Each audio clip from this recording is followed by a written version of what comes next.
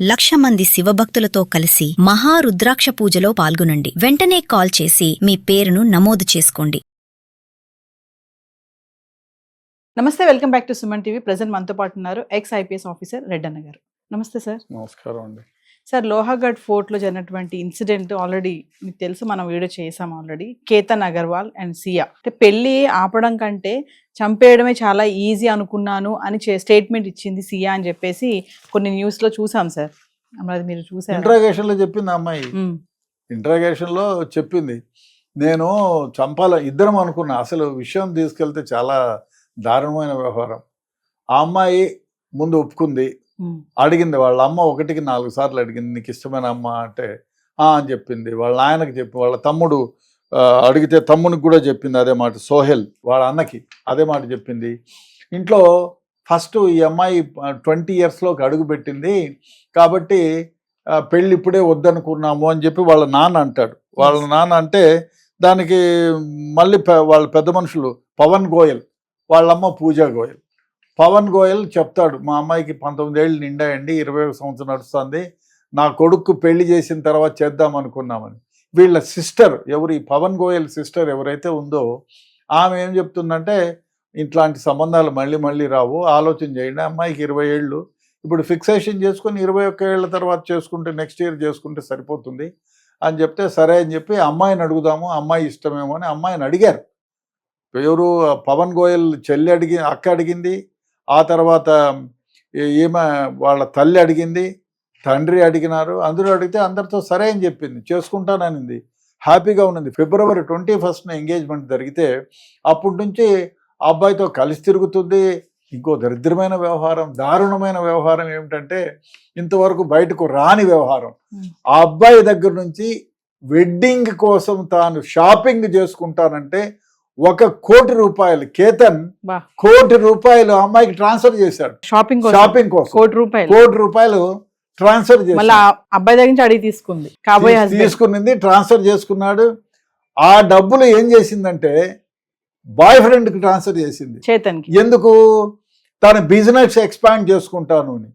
ఇంకో వాడు మనం పెళ్లి చేసుకుందామంటే వాడు అన్నాడు, నాకు 3 years టైం కావాలి, నేను బిజినెస్లో డెవలప్ అయ్యి నా కాళ్ళపై నేను నిలబడుకున్న తర్వాతనే చేసుకుంటాను అన్నాడు. సో అయితే ఏం చేద్దాము అంటే పారిపోదాము అని అనుకున్నారు, అది కాలేదు. ఆ అమ్మాయి మా ఇంటి పరువు పోతుంది, ఇష్టం లేదు, దానికంటే వాడిని చంపేది ఈజీ కదా అని చెప్పింది. Very easy to kill him, చంపడం ఈజీ, పరువు పోతుంది, 10 మందికి తెలుస్తుందని. 10 మందికి అయితే ఏం చేద్దాము అంటే, సరే ఈ ఫారెస్ట్లో అదే కొండపైకి తీసుకెళ్ళి లోహాగఢ్ ఫోర్ట్కి తీసుకెళ్ళి చంపుదామని ఆ అమ్మాయి చెప్తుంది, పోదాము లోహాగఢ్ కానీ. ఈ అబ్బాయికి ప్రపోజల్ ఇచ్చి ఈ అబ్బాయిని తీసుకొని పోయి లోహాగఢ్కి పోతుంది. ముందే ఒకసారి పోయి చూసింది, ఆ రోజు చూసి చంపాలని ప్లాన్ చేసింది. That is on 14th. ముందుగానే 31st మేనే పోయింది. 31st మే పోయి చూసుకొచ్చినారు, ఇద్దరు పోయించినారు, కేతన్ ఈమె పోయించినారు. మళ్ళీ 14వ తేదీ పోదామని మళ్ళీ ఒత్తిడి తెస్తే వైఫ్తో కొంచెం స్పెండ్ చేయాలా ఏకాంతంగా అనుకునిందేమో అని మళ్ళా తీసుకెళ్తే ఆ రోజు తోసింది. వాడు చెట్లు పట్టుకొని ఆగున్నాడు. అప్పుడు ఎందుకు తోసినామంటే ఏడ్చేసింది, నిన్ను పాము కడుస్తుందేమో అని, నిన్ను కాపాడుకునే దానికోసం నేను పామును నువ్వు పడిపోతావని చూడలేదు, నీ ప్రాణాలను కాపాడదామని పాముకు ఇదైందని నేను వచ్చేసాను. పాము ఎక్కడ అని అడగలేవాడు, పాము ఎక్కడ పోయింది, ఏం కథ చూసినావా, ఏం పాము, ఏం అడగలే, గుడ్డిగా నమ్మేశాడు. అంత ప్రేమించాడు ఆ అమ్మాయిని. సో అందుకని వీడు ఇంటికి పోయి చెప్పినాడు, నా కాబోయే భార్య నా ప్రాణాన్ని కాపాడింది, సతీ సావిత్రిలాగా ఆమె ప్రాణాలను అడ్డేసి నాగుపామును కాటేస్తా ఉంటే నన్ను కాపాడింది అంటే ఇంట్లో వాళ్ళంతా సంబరపోయాడు. అబ్బా చాలా గొప్ప యువతి, సాహసవంతురాలు అని. తర్వాత అదంతా అయిపోయింది. సరే మళ్ళీ ఆ రోజు నుంచి మళ్ళీ ఇక్కడికి పోవాలా ప్లాన్ అని వీళ్ళిద్దరు కూడా, ఎవరు ఈ బాయ్ ఫ్రెండ్ చేతన్ని వీళ్ళు కలుస్తూనే ఉన్నారు. ఇంకో దరిద్రమైన వ్యవహారం ఏమంటే, ఈ అమ్మాయిని ఫస్ట్ టైం ఏదో ఫంక్షన్ చేసుకున్నారు మార్కెట్ యార్డ్లో దీపావళి సందర్భంగా. ఆ ఫంక్షన్లో వీడిని కలిసి అప్పటి నుంచి వీళ్ళు ప్రేమికులైనారు. ప్రేమికులై దాదాపు 2450 సార్లు ఫోన్లు చేసుకున్నారు. దాదాపు 250 గంటలు వీళ్ళు మాట్లాడుకున్నారు, అన్నీ ఆయన కలుసుకున్నారు, శారీరకంగా కూడా కలిసే ఉంటారు, అది బయటకు వస్తుంది, అది చెప్పటం లేదు, అన్నీ జరిగి ఉంటాయి. సో ఈ వీళ్ళు పెళ్లి చేసుకోవాలంటే వాడు 3 ఏళ్ళు పడుతుంది నాకు అన్నాడు. మరి ఈ అమ్మ సంబంధం వచ్చిన తర్వాత ఎట్లా అని డబ్బులు అడిగితే డబ్బులు 1 కోటి రూపాయలు ఇస్తే వీడు డెవలప్ కావడానికి ఇచ్చినారు. మరి ఏం చేద్దామంటే చంపేద్దామని. అదే easy, very easy to kill him. పరువు పోదు ఏం పోదు అని చెప్పింది. లోహాగడ్డకి మళ్ళీ ప్లాన్ చేసింది. 18వ తారీఖున ప్లాన్ చేసి తీసుకెళ్ళింది. వీడేం చేసినాడు, వీడిని ఏ విధంగా చంపాలని వాడు టెంపరేచరు 37-35 ఉండగా హుడీ వేసుకొని, బాగా చలిపెట్టే ప్రదేశంలో వేసుకొని, హుడీ వేసుకొని, ఎవరికి కనపడకుండా అద్దాలు పెట్టుకొని హుడీ వేసుకొని వీడు ఫాలో అయినాడు. ఇంకా 2-3 గంటల్లో చంపుతామనంగా, 2-3 గంటల్లో చంపుతామనంగానే ఏమో వీళ్ళిద్దరు రెస్టారెంట్లో కూర్చొని ప్లాన్ చేసుకుంటారు. సీసీ ఫుటేజ్ వచ్చింది. ప్లాన్ చేసుకొని ఇట్లా అని. అయితే వీడేం చేసినాడు, ఈ ముద్దాయి కేతన్ గాడు వీడేం చేసినాడంటే తన ఫోన్ని అమ్మో ట్రాక్ అవుతుందని చెప్పి తన ఫోన్ తీసుకుపోయి షాపులో పెట్టి, షాపోడి ఫోన్ వీడి తీసుకొని ఇంకోటి కూడా అలిబి క్రియేట్ చేసుకోవడానికి, మర్డర్ చేసినా కూడా నా పేరు రాకూడదు, నా గర్ల్ ఫ్రెండ్ పేరు రాకూడదు అని వాని ఫోన్ ఆన్లో పెట్టేసి ఏమి ఫోన్ వచ్చినా మాట్లాడండి అని వాళ్ళకి చెప్పినాడు. అంటే నేను షాపులోనే ఉన్నట్టు అలిబి క్రియేట్ చేసి ఆ షాపులో పనిచేసే వర్కర్ ఫోన్ తీసుకొని బయలుదేరు. దాన్ని కూడా మధ్యలో ఆపుతా వచ్చేస్తుంది, ఎందుకంటే లొకేషన్ ట్రేస్ అవుతుందని. సో అది కూడా చేసి వచ్చాడు. ఈడేం చేశాడు, ఇంకా ఇద్దరు వచ్చినారు, ముందుగా ఫాలో అయితే వచ్చినాడు. ఈ అమ్మాయి ఒక సిగ్నల్లో చెప్పింది, నేను వీడిని తోయాలి అనుకునేటప్పుడు నేను కూర్చుంటా, నువ్వు పక్కన పొదల్లో ఉండు, నేను కూర్చోగానే అది ఒక సిగ్నల్, నువ్వు వచ్చి తోసేయి అని చెప్పి. సరే అని ఈ అమ్మాయి మంచి స్పాట్కి పోయి చూసి మొత్తం అన్నీ గమనించి నాకు ఫోటోలు తీయమని చెప్పి ఇంకొంచెం వెనక్కి జరుగు, ఈ యాంగిల్ బాగుంది, ఆ యాంగిల్ బాగుందని గబుక్కుని కూర్చుంది. వాడు వచ్చి తోసేసినాడు, వీడు కింద పడి చనిపోయినాడు. వ్యవహారం ఏమిటంటే ఇంత ప్లానుడ్గా, ఇప్పుడు అమ్మాయిలు కానీ అబ్బాయిలు కానీ నేరాలు చేసిన వాళ్ళు తెలుసుకోవాల్సిన విషయం ఏమంటే, టెక్నాలజికల్గా ఎంతో పురోగతి సాధించిన మనము ఎవిడెన్సెస్ డిస్ట్రాయ్ చేయడానికి ఎన్నో, వీళ్ళు ఏం చేశారు, వీళ్ళు కూడా లవర్స్ ఇద్దరు మాట్లాడుకునేదంతా తీసేయాలని చెప్పి వాళ్ళిద్దరి మధ్య జరిగిన కాన్వర్జేషన్ 2-3 నెలల వరకు మొత్తం డిలీట్ చేసినారు. డేటా డిలీట్ చేసి ఆ డిలీటింగ్ నుంచి కూడా డిలీట్ చేసినారు. మొత్తం ప్రీ ప్లాన్డ్ డిలీట్ చేసి ఇంక మనలో ఎవరు గుర్తించలేరని తోసేసిన తర్వాత సెక్యూరిటీ గార్డ్ చెప్పేది ఏమంటే, మామూలుగా బాధపడతారు, నిలబడుకునిందంట కింద పడిపోయినాడని. సో ఆ ఛాయలు ఎక్కడా కనపడలేదు. అతని సెక్యూరిటీ గార్డు కూడా ఎగ్జామిన్ చేసినారు, తర్వాత డెడ్ బాడీ తీసుకున్నారు.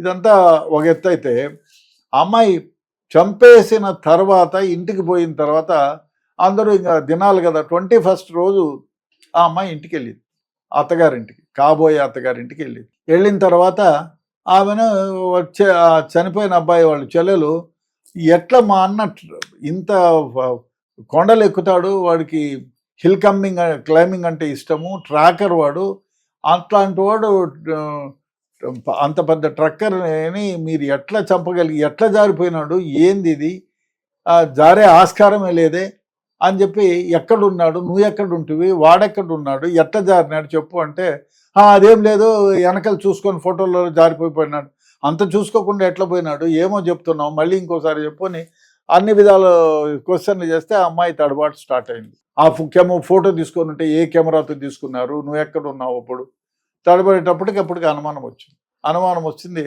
21st ఇమ్మీడియట్గా ఆ రోజు ఆలోచన చేసుకొని, ఈ అమ్మాయి ఏదో తడబడుతుంది, సరిగా చెప్పడం లేదు, ఏదో జరిగింది, జారిపోయిందా, ఎవరైనా చూసి చంపారా, ఈ అమ్మాయి ఫోన్లని ట్రేస్ చేయమని చెప్తే పోలీసులకు కంప్లైంట్ ఇస్తారు.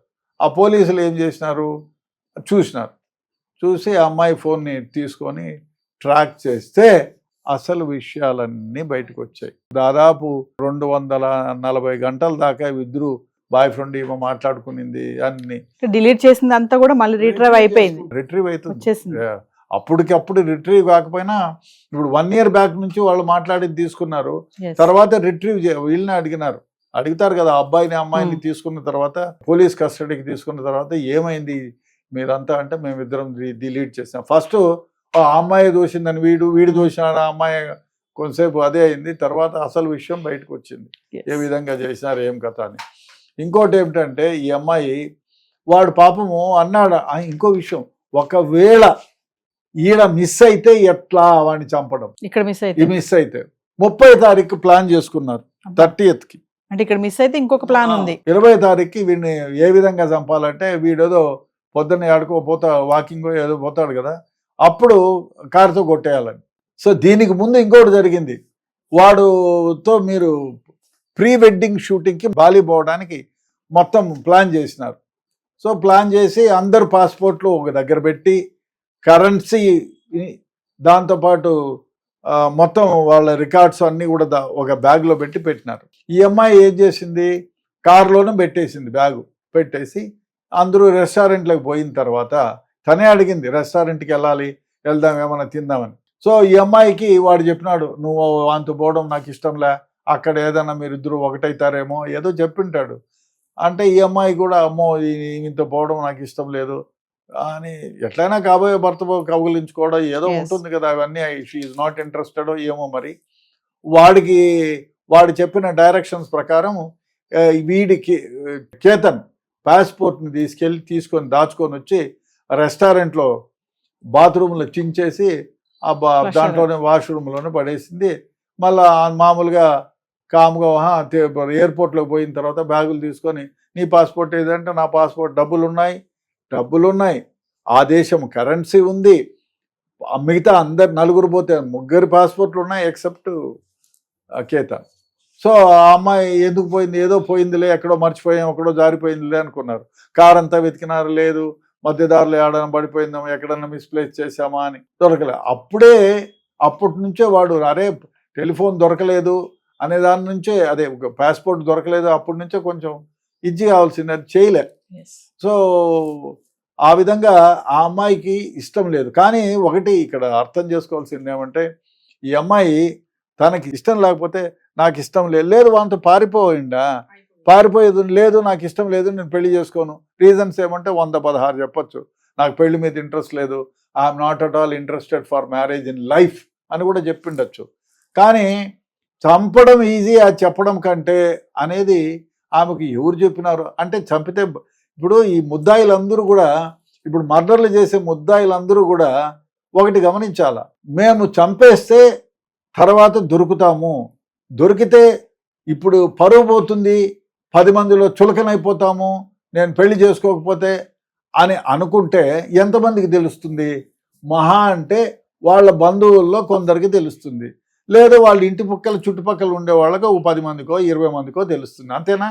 అంతకుమించి ఎవరికి తెలియదు. ఇప్పుడు చంపేసి దొరికిపోతే ఎంటైర్ దేశమే కాదు ప్రపంచం అంతా చూస్తుంది. ఇప్పుడేం పోయింది, ఇది ఎందుకు గుర్తించలేరు? అయ్యా నేను దొరకకుండా చేస్తానన్నాం అనుకునింది. ప్రపంచంలో, ఇక్కడ కాదు ఇండియాలోనే కాదు, ప్రపంచంలో ప్రతి నేరగాడు తప్పు చేసేటప్పుడు ఆ తొందరలో ఏదో ఒకటి ఆనవాళ్ళు మిస్ చేసిపోతాడు. ఎవరన్నా కానీ, ఎంత గొప్పవాడైనా, ఎంత ప్లాన్ చేసి మర్డర్ చేసినా కూడా ఏదో ఒకసారి క్లూ వదిలిపెట్టి పోతాడు. ఇది సాక్ష్యం, ఇది జరిగేది మొదటి నుంచి కూడా. అట్లాంటిది ఇప్పుడు ఇన్ని కేసులు జరిగినాయి, ఎక్కడైనా ముద్దాయి దొరకకుండా పోయినాడా? లేదు కదా. ఈ చదువుకున్న అమ్మాయి ఆ మాత్రం తెలియకుండా పోయిందా? సో ఆ అమ్మాయి కానీ వాడు ఇద్దరు చేసిన బుద్ధి తక్కువ పని ఏమిటంటే, ఇదే కాదు ఇంకా జరగబోయే అమ్మాయిలు కూడా ఇది ఒకటి ఆలోచన చేయాలి. అమ్మాయిలు కానీ అబ్బాయిలు కానీ, ఇప్పుడు నల్గొండ జిల్లాలో చంపడానికి ప్రయత్నం చేశాడు, మా మీదికి రాదని. అంతెందుకు ఇక్కడ అడ్వకేట్ని ఒకరిని చంపారు, మా ఇంటి పక్కకే ఒక అడ్వకేట్ని చంపారు. ఆయన ఏమన్నా హ్యారిడ్ అసాసిన్ని ఆ డబ్బులు వేరే వాళ్ళ ద్వారా 2 లక్షలు 10 లక్షలకి సుపారీ ఇప్పించి 2 లక్షలు తీసుకున్నారు. కారు కూడా వేరే వాళ్ళదే, వాడికి ఇచ్చేటట్టు చేసి పంపించినారు. ఏమైంది? చివరికి అందరూ దొరికినారు. ఆయన అయితే 2,500 నుంచి 3,000 కోట్ల అధిపతి, ప్లాన్ చేసిన ముసలాయన. సో ఈ ఎడ్యుకేషన్ ఇన్స్టిట్యూషన్ ఉన్నాయి. చివరికి ఏమైనాడు, జైల్లో 86 ఏళ్ళు జైల్లో ఊచలెక్క పెడుతున్నారు. వీళ్ళు ఎప్పుడూ ఈ అఫెన్సెస్ చేసే వాళ్ళందరూ కూడా అరే దొరికితే ఏమవుతుంది నా జీవితం అని ఒక్క నిమిషం గట్టిగా ఆలోచన చేస్తే ఇట్లాంటి ఘాతుకాలకి ఘోరాలకి పాల్పడరు. Yes. వాళ్ళు చేసే వ్యవహారం ఏమంటే వాళ్ళు నేను ఏమీ దొరకను, నాకేమీ కాదు, నేను ఏదేదో కళ్ళు మూసుకున్నాను, పాలు తాగుతున్నాను, ఎవరు చూడలేదు అనుకుంటే ఇది జరుగుతుంది. నేరాలు చేసే ప్రతి ఒక్కళ్ళు గుర్తుంచుకోవాలి, నేరం చేసిన తర్వాత మీరు పట్టుబడతారు, దాన్ని గుర్తెరిగి మీరు జైలుకు పోతారు, మీ జీవితాలు సర్వనాశనం అవుతాయి. సర్వనాశనమైనా పర్వాలేదు, నేను జైలుకి పోయినా పర్వాలేదు, నేను చంపడానికి వెనుకాడనంటే పోవచ్చు. Thank you.